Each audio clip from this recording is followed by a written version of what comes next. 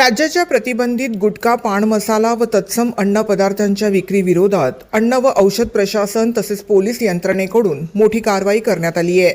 या मोहिमेत 195 धाडी टाकण्यात आल्या असून 99 जणांना अटक करण्यात आली आहे। तसेच 1,99,18,475 रुपयांचा प्रतिबंधित साठा जप्त करण्यात आल्याची माहिती समोर आली आहे।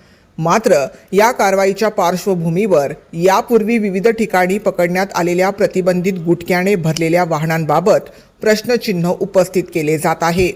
त्या वाहनांवर पुढे कोणती कारवाई करण्यात आली, संबंधित आरोपींवर गुन्हे दाखल झाले का, तसेच जप्त करण्यात आलेला माल आणि वाहने कोणत्या प्रक्रियेनंतर सोडण्यात आली याबाबत नागरिकांकडून आता मागणी होत आहे।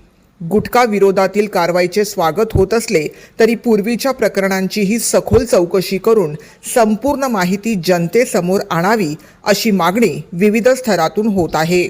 पारदर्शकता आणि कायद्याची समान अंमलबजावणी सुनिश्चित करण्यासाठी संबंधित यंत्रणांनी याबाबत वर्तमान आयुक्त तुकाराम मुंढे यांनी स्पष्टीकरण देणे आवश्यक असल्याचे मत व्यक्त केले जात आहे।